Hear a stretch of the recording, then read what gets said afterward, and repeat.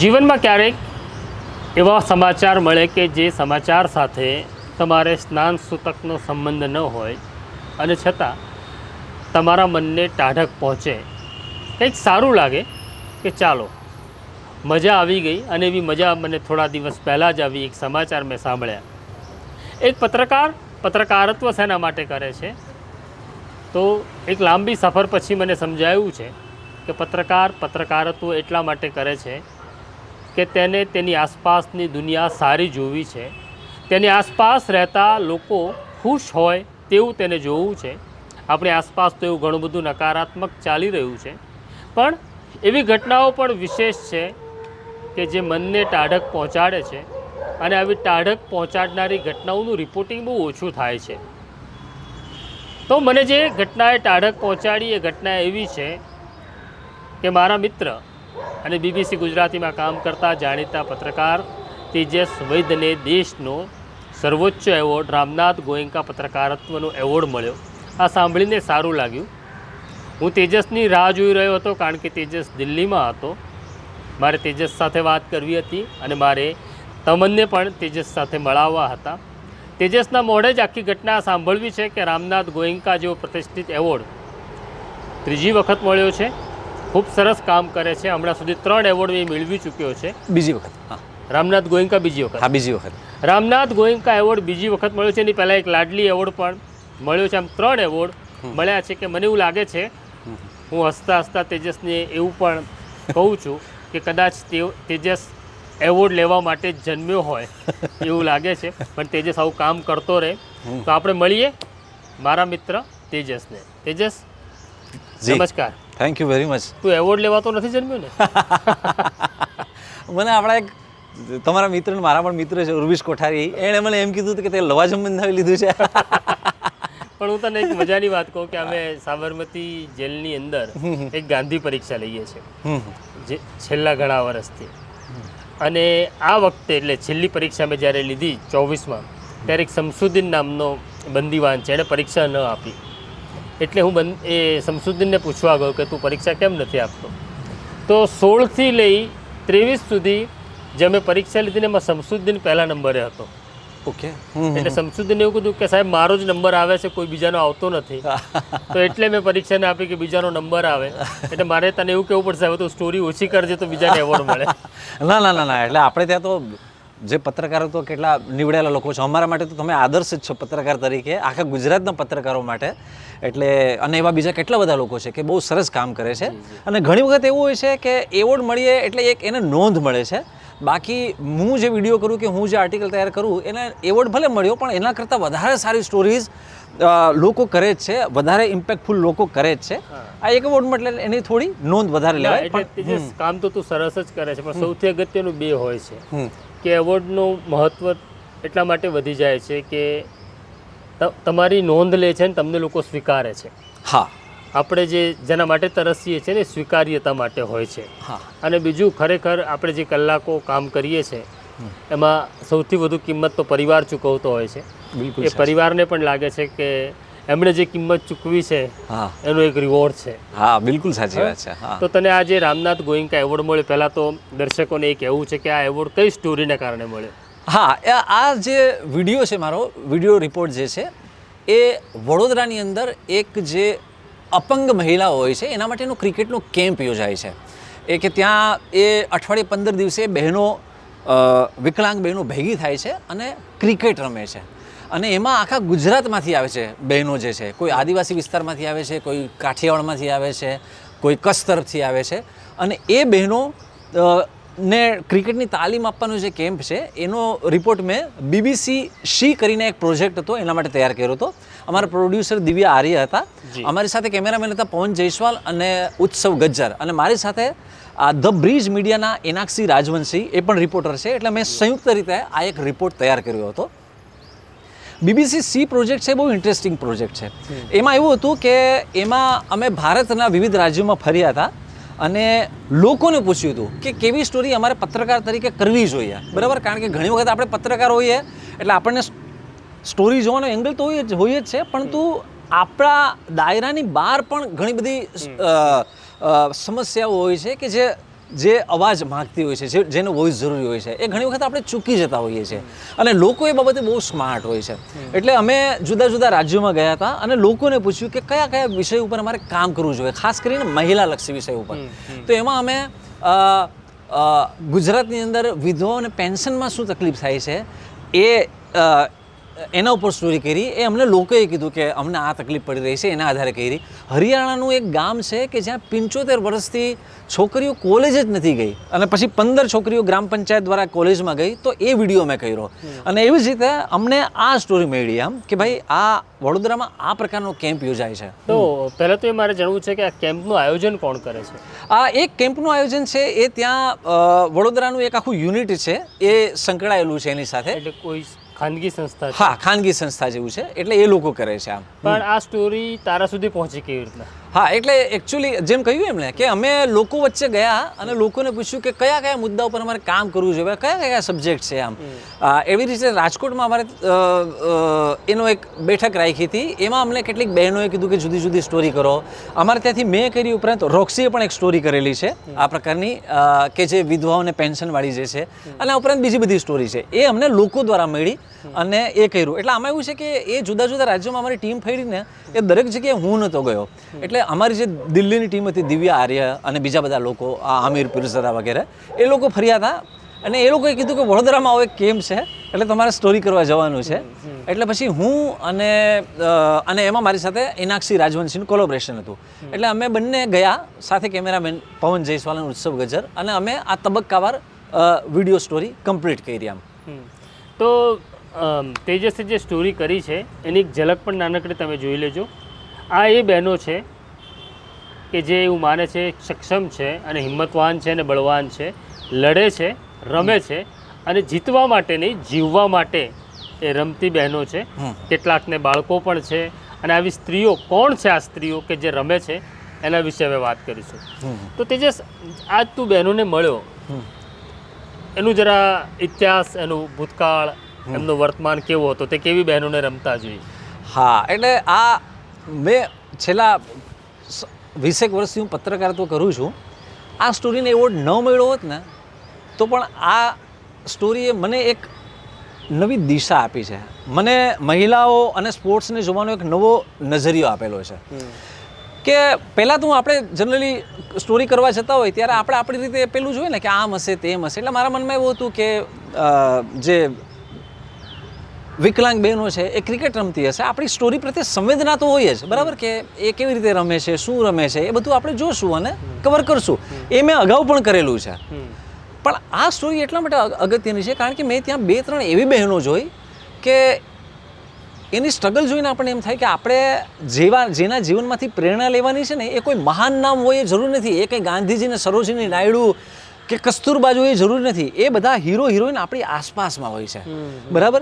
એટલે એમાં એક આદિવાસી બેન હતી, એને 5 મહિનાનું બાળક હતું કે જે ડુંગરાળ વિસ્તારમાંથી આ કેમ્પમાં એના વરને સાથે લઈને હાથમાં ઘોડી ચલાવતી આવતી હતી. એ રાત્રે 3 કે 4 વાગે પોતાના વિસ્તારમાંથી બસ પકડે, એનું 5 મહિનાનું બાળક અને એનો પતિ, અને પછી મેદાન ઉપર આવે અને ત્યાં રમે. એ જ્યારે ક્રિકેટ રમતી હોય, હાથમાં ઘોડી લઈને ફિલ્ડિંગ કરતી હોય, ઘોડી લઈને બેટિંગ કરતી હોય, એ દરમિયાન એનો પતિ જે છે એ બાઉન્ડ્રીની બહાર એના છોકરાને, 5 મહિનાના બાળકને ખવડાવતો હોય, એને સુવડાવતો હોય આમ. એટલે એ દ્રશ્ય કેટલું રળિયામણું છે આમ. એટલે તમે જુઓ કે કેવા લોકો કેવી સ્ટ્રગલ કરીને પણ જીવનના નાના આનંદ મેળવતા હોય છે, બરાબર. એટલે આપણે જ્યારે કજિયા કરતા હોય કે મને આ નથી મળતું, મને તે નથી મળતું, એની સામે આ લોકો છે કે જીવનમાં ક્યાંક પણ થોડો નાનો આનંદ દેખાય ને તો એને બહુ જીવની જેમ બધ ભરીને એને વળગી રહેશે આમ. એટલે એ બેન મને કહે કે હું રાહ જોતી હું છું આ કેમ્પની, કે અને મારા પતિનો મને બહુ સપોર્ટ છે. અને એ બેન પોતે ઘરે મકાઈની જે ખેતી હોય આદિવાસી વિસ્તારમાં, એ ખેતી કરે, એનું ઘરનું કામ કરે, એના 5 મહિનાના બાળકને સંભાળે અને એ પછી આ રમવા આવે. એટલે એણે જ્યારે વિડીયો પૂરો થયો, અમે ઇન્ટરવ્યૂ કર્યો, પછી એણે ઘણી બધી બહુ સરસ વાત કરી. એ કે જ્યારે હું રમતી હોઉં છું ને, એ કે ત્યારે બધી વસ્તુથી કટ ઓફ હોઉં છું, ત્યારે માત્ર મેદાનમાં હોઉં છું. એ કે અને એ વસ્તુ કે મને એકદમ એટલો બધો આનંદ આપે છે કે એ આનંદ માટે હું આટલી દૂરથી આટલો સંઘર્ષ કરીને આવું છે. અને ધન્ય છે એના પતિને કે એ પણ આપણે જ્યારે વાત કરતા હોય કે જેન્ડર બેલેન્સિંગ, જેન્ડર ઇક્વાલિટીની ને આ બધું, ત્યારે આવા લોકો પણ છે કે જેને બિચારાને શિક્ષણનો એટલો મોકો નથી મળ્યો, પરંતુ એની પત્નીની પડખે એવી રીતે ઊભા છે. એના બહેને પણ કીધું કે જો મારા પતિ મને એટલો સપોર્ટ ન કરતા હોત તો હું આવી રીતે ના આવી શકત. એની અંદર બીજી બધી બહેનો એવી હતી કે અમારે ડબલ સ્ટ્રગલ હતી સ્પોર્ટ્સમાં ક્યારે રમવું હોય તો, કે અમને એવા પણ મેણા ટોણા સાંભળવા પડ્યા હતા. એક બહેન હતી, એણે કીધું કે યાર तुम्हारे तो हाथ पैर है नहीं, कौन सा गेम खेलोगे, कौन सा क्रिकेट खेलोगे, બરાબર. એટલે એ કે અમે ઘરની અંદર ને આસપડોશમાં આવા મેણા ટોણા ને વિંધીને અમે રમવા આવીએ છીએ, બરાબર. એટલે આ જે બાબત છે એ બધી વસ્તુ મને ત્યારે જાણવા મળી. ત્યારે મને એમ થયું કે આ 15-17 વર્ષમાં મેં પત્રકારત્વ કર્યું છે તો આ એક દ્રષ્ટિબિંદુ મારામાં કેમ હતું ને અલ્ટિમેટલી. એટલે મને મારી સંવેદના ઉપર પણ થોડો વાંક જણાવ્યો અને આ લોકોને મળીને મને બહુ આનંદ થયો કે તમે મારી દૃષ્ટિમાં જે દોષ રહેલો હતો એ તમે હટાવ્યો, એના પડદા હટાવ્યા. એટલે એ મને ત્યાંથી જાણવા મળ્યું. નહીં, એટલે મેં તે કીધું છે કે સ્ત્રી પુરુષની સમાનતાની વાત જે આપણે કરીએ છીએ, આપણે શિક્ષણ મેળવ્યું એટલે આ સમાનતાવાળો મુદ્દો કરીએ છીએ, પણ જે લોકો નથી ભણ્યા, અમે ખાસ કરી આદિવાસી વિસ્તારમાં ડાંગ, તાપી જોયું છે કે એ લોકોમાં તો એમની ગળથૂથીમાં સમાનતા છે. બરાબર છે. હા, કોઈ શીખવાડ્યું નથી એમને કે સ્ત્રી અને પુરુષ સરખા છે, પણ સ્ત્રી અને પુરુષ એટલા જ સરખા છે એ લોકો એવું માને છે ને એવી રીતના એ જીવે છે. બિલકુલ સાચી વાત. તો જ્યારે આખી આ ઘટના આવી તારી સામે તે સ્ટોરી કવર કરી, હું એવું માનું છું કે ઘણી બધી સ્ટોરીઓ આપણા જીવનને બદલતી હોય છે. આપણે એવું માનીએ છીએ કે આપણે લોકોને બદલવા જતા હોઈએ છીએ. તે તારામાં શું ફેર જોયો? મેં મારામાં એ ફેર જોયો, એટલે આ સ્ટોરી આ ઉપરાંત બીજી બધી સ્ટોરી કેટલીક કરી, અને ખાસ કરીને મહિલાલક્ષી સ્ટોરીમાં. એટલે હું એમ કહું છું કે હું તો મારા ઘરની અંદર ખાલી પત્રકારત્વ કરીને ઘરે આવી જાઉં છું અને મહિને પગાર લાવું છું. મારી પત્ની જે છે એ ઘરનું કામ કરે છે, મારી દીકરીને સાચવે છે અને હારે હારે નોકરી કરે છે, બરાબર. અને ધારો કે મારી પત્ની નોકરી ન કરતી હોય તો પણ ઘરને સાચવવું છે ને એ 9 થી 5 ની જોબ નથી, એ સવારના 7 થી રાતના 12 વાગ્યા સુધીની રાઉન્ડ ધ ક્લોક જોબ છે, બરાબર. એટલે આપણે ત્યાં આપણે મહિલાઓને નાની નાની બાબતમાં બહુ આદર આપવો જરૂરી હોય છે. આમ કે તમારી આસપાસમાં કોઈ સિક્યુરિટી બહેનો હોય તો તમે એને કેમ છો બેન, મજામાં, તમે જતી વખતે એને થોડું સેલ્યુટ કરો. તો એને છે ને આવા નાના નાના આનંદ જે છે ને એ બહુ અગત્યના હોય છે.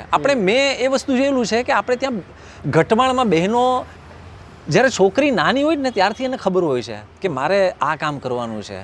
છોકરાઓને એવી ખબર નથી હોતી, બરાબર. એટલે અને બીજું કે આપણી સોસાયટીએ મહિલાને એક ગૃહિણી તરીકે પણ જે આદર, સન્માન, લાગણી અને સંવેદના પ્રગટ કરવી જોઈએ ને એ કરી નથી આમ.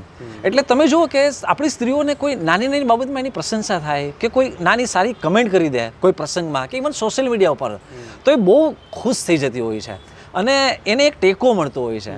એનો મતલબ એ છે કે આપણે જોઈએ એટલા મોકળા મને એમને બિરદાવ્યા નથી. ના, એટલે અમે અમારા જર્નલિઝમના ક્લાસમાં થોડો ક્લાસ 1-2 મહિના થાય એટલે કેવો સવાલ પૂછીએ, અને જ્યારે સવાલ પૂછીએ ને તેજસ ત્યારે વિદ્યાર્થીઓને જરા આશ્ચર્ય થાય કે આને જર્નલિઝમને શું નિસ્બત. અમે એવું એક સવાલ પૂછીએ છીએ દરેક બેચમાં કે કોણ પોતાના ઘરનું ટોયલેટ સાફ કરે છે. અરે વાહ. તો જે બહેનો છે, જે વિદ્યાર્થીનીઓ છે તો હાથ ઊંચો કરે છે, પણ ભાગ્યે જ કોઈ એકાદો છોકરો વિદ્યાર્થી હાથ ઊંચો કરે છે. તો આપણે એવું માની લીધું છે કે ટોયલેટ ધોવાનું કામ ઘરની સ્ત્રીનું જ છે, બરાબર, પુરુષનું નથી. તો અમે એવું કહીએ છીએ કે જો તમે અહીંયા ભણો છો અને તમારા ઘરે તમે બદલાયેલા છો એવું બતાડવું હોય તો પહેલાં ટોયલેટ ધોવાનું શરૂ કરો. અમે પહેલી એ તાલીમ આપીએ છીએ. એના 2 કારણ છે કે આ સ્ત્રીનું કામ નથી અને સ્ત્રીએ પણ એવું સ્વીકારી લીધું છે આ મારું જ કામ છે, એટલે મારે મારા પતિને કે ભાઈને કે દીકરાને નહીં કહેવાનું. અને બીજું એટલા માટે અમે આ પ્રેક્ટિસ કરાવીએ છીએ કે આ કામ તમે કરો તો તમે દલિતો કે સફાઈ કામદારની ધૃણા કરતા બંધ થઈ જાઓ. એટલે અમે આ પ્રયોગ અહીંયા કરાવીએ છીએ. પણ હવે આપણે પાછી પેલી સ્ટોરી ઉપર આવીએ. આ જે બહેનોની તે સ્ટોરી કરી એનું કયું એજ ગ્રુપ હતું? એમાં એજ ગ્રુપ હતું એ 22-23 થી લઈને 40 સુધીનું એજ ગ્રુપ હતું એ મહિલાઓનું. હા, એ એજ ગ્રુપની વિવિધ બહેનો હતી. અને એમનું એજ્યુકેશન કેવા પ્રકારનું હતું? એમાં અલગ અલગ હતું. કેટલીક છોકરીઓ બહેનો જે શહેરમાંથી આવતી હતી એની પાસે થોડું શિક્ષણ હતું, અને કેટલીક બહેનો જે અંતરિયાળ વિસ્તારમાંથી આવતી હતી એમની પાસે એટલું શિક્ષણ. પણ આ બહેનોને આ કેમ્પ જે ઓર્ગેનાઇઝ કરે છે એ કેવી રીતના શોધી કાઢે છે? કારણ કે પહેલાં તો કોઈ સ્ત્રીને અહીં સુધી લાવી એ જ અઘરી હોય છે. હા, એટલે આમાં એવું છે કે એ લોકોએ કેમ્પ શરૂ કર્યો ને પછી તબક્કાવાર બહેનો એમાં જોડાતી જાય. જેમ કે આપણે પત્રકારો હોઈએ તો આપણા પત્રકારોના વોટ્સએપ ગ્રુપ હોય છે, બરાબર, કે કોઈ ફલાણી જગ્યાએ આગ લાગી ગઈ તો આપણને ખબર પડે એ ગ્રુપ દ્વારા. એમ આ લોકોનું પણ વોટ્સએપ ગ્રુપ હોય છે.